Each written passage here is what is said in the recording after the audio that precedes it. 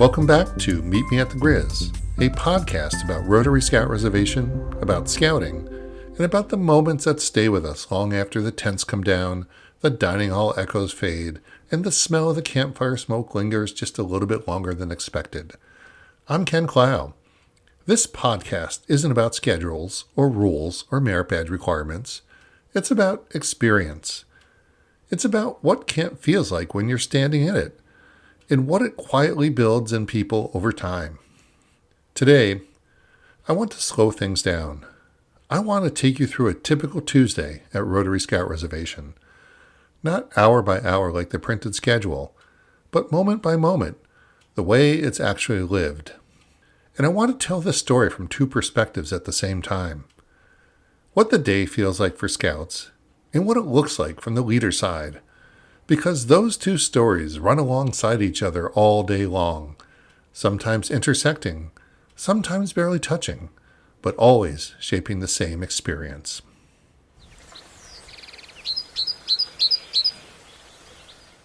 Why Tuesday matters. Well, Sunday is arrival. There's excitement mixed with nervousness. There are heavy duffel bags, awkward goodbyes, and scouts trying to look braver than they feel. Camp is loud, unfamiliar, and sometimes just a little overwhelming. Monday is orientation. Scouts learn where everything is. They learn how long it takes to walk from their campsite to aquatics. They learn the rhythm of camp. But Tuesday is different. By Tuesday, camp exhales. Scouts wake up knowing where they're going. They recognize faces instead of scanning crowds. They understand the rhythm of the day, when things speed up and when they slow down. And leaders feel it too. By Tuesday, camp isn't trying to introduce itself anymore. It's no longer asking for attention. It's simply being what it is, steady, structured, and quietly supportive.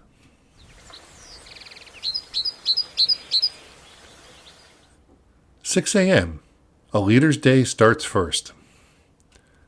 My Tuesday usually starts around 6 a.m. The campsite is still quiet, the kind of quiet that feels earned. The air is cool and slightly damp. There's dew on the grass and condensation on the water bottles left out overnight. You hear distant footsteps, maybe a cough. I head to the showers early, not because I have to, but because that quiet matters. It's a small pocket of time before the day belongs to everyone else. As a leader, you're getting ready for the day physically, but you're also setting your mindset. You're reminding yourself to be patient, to notice, to stay present, because once the scouts are up, your attention moves outward, and it stays there most of the day.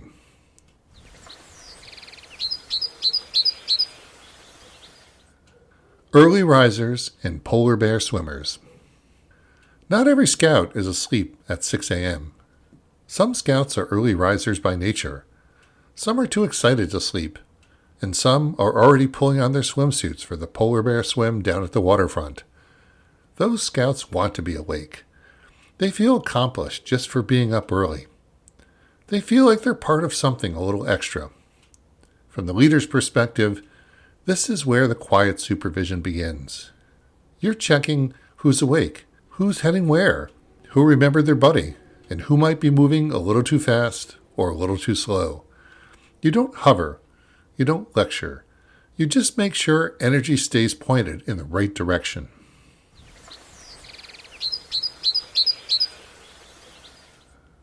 Waking up the troop. Then comes the part every leader knows well. Waking up the troop. Some scouts pop right out of their tents, already dressed, already moving, and already talking. Others need a reminder, or two, or three, or maybe a flashlight gently tapped against the tent. A few would happily sleep through breakfast if no one nudged them along. By Tuesday, though, something shifts. You're not waking them up for camp anymore. You're waking them up into camp. They know the routine now. They know what comes next. They know breakfast is waiting and the day has momentum. Leadership here isn't loud. It's steady, calm, and repetitive. Scouts get dressed. Boots get tied. the campsite slowly and gradually comes to life.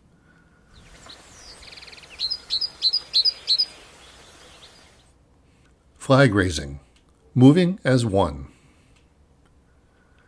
By 7:40 a.m., the troop is moving. This is one of those moments parents rarely see, the choreography behind the scenes, counting heads without making it obvious, watching the clock, circling back for the scout who forgot a hat or water bottle. Leaders aren't just moving scouts from one place to another, they're keeping the day intact. When the flag goes up, camp pauses. And for a brief moment, everyone stands together. Different troops, different ages, but all in the same direction. That shared pause quietly anchors the day.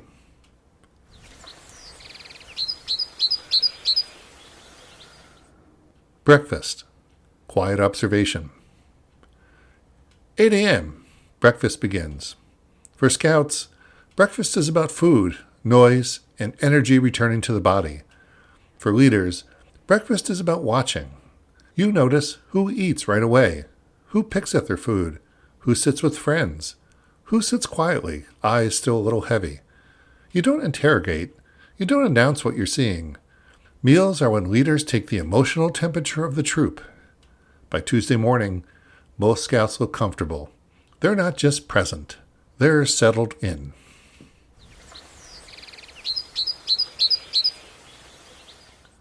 Morning program. Purposeful movement. After breakfast, scouts head to morning program. They walk with more confidence now, less hesitation, less looking around to make sure they're going the right way. They know where they're headed and who they're meeting. Aquatics, scoutcraft, handicrafts, community safety, ecology, trail to first class, cope, archery, and shooting sports.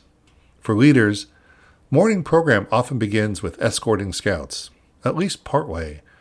You're making sure everyone lands where they're supposed to, and that questions get answered. By Tuesday, leadership begins to fade into the background because the system is doing what it's meant to do.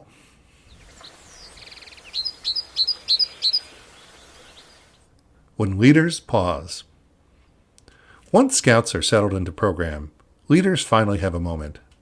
Sometimes that means sitting on a bench in the shade. Sometimes it means catching up on work or messages. Sometimes it means attending a training session. And sometimes it means simply sitting near the water, watching the surface change with the breeze. And I'll admit it, I may have taken a nap or two during program time. Camp teaches scouts independence, but it also reminds leaders that rest is part of showing up well.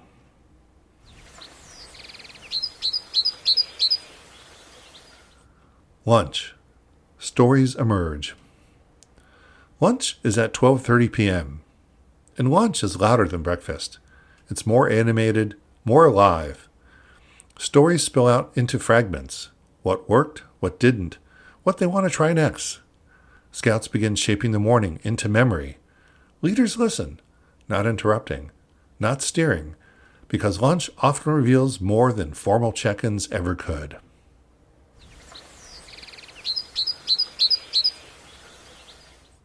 Siesta. Connection without pressure. By Tuesday, siesta becomes one of the most valuable parts of the day. Some scouts return to the campsite. Some stretch out in the shade. Some talk quietly. Some say nothing at all. For leaders, this is connection time. You ask simple questions. How did morning program go? Are badges moving along? Is anything frustrating to you? It's informal, it's unpressured, and because of that, scouts talk honestly.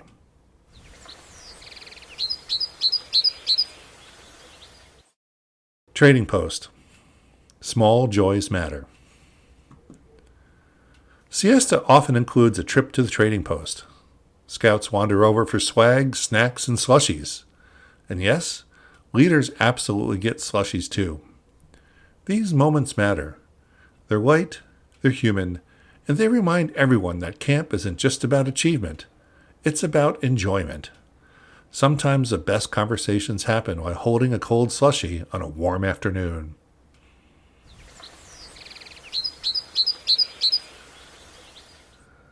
Afternoon program, the invisible work.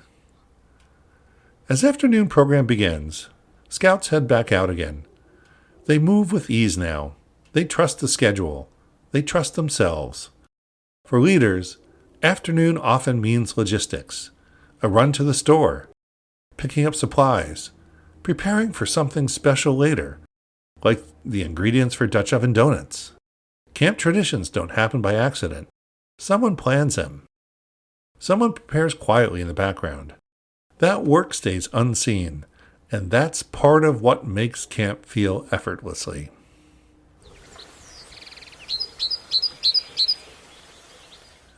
Retreat and dinner, the big check-in.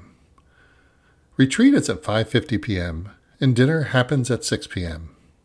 Retreat brings a day to a pause. Dinner gathers it back together. This is the most important check-in of the day.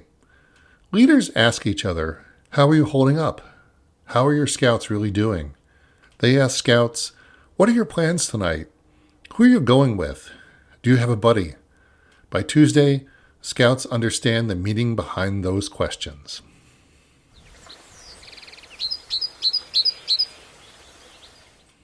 Evening. Camp comes home. As evening program winds down, scouts filter back to camp. The day softens. A campfire appears without anyone officially deciding to build one. Chessboards emerge. Cards get shuffled. Some scouts read by lantern night.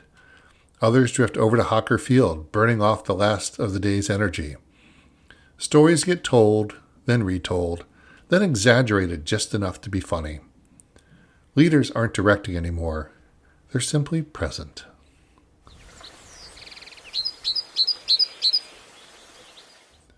Night falls, and the day releases. As the campfire fades, scouts drift toward tents. Headlamps click off one by one. Voices settle into whispers. Leaders finally exhale. For me, that usually means heading to bed around 11 p.m. Not because the day was draining, but because tomorrow deserves the same care and attention as today did.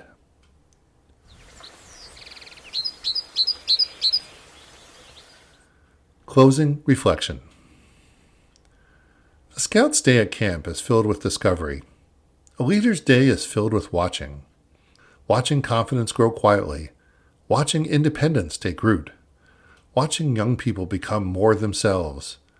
Both perspectives matter, and both are happening at the same time, and that is why camp works. Thanks for spending part of your day with me here at Meet Me at the Grizz. If this episode helped you truly picture what camp feels like, once the rhythm settles in, I'm glad you were here. I'm Ken Clough, and this has been Meet Me at the Grizz. Remember to subscribe and follow wherever you get your podcasts. Until next time, I'll meet you at the Grizz.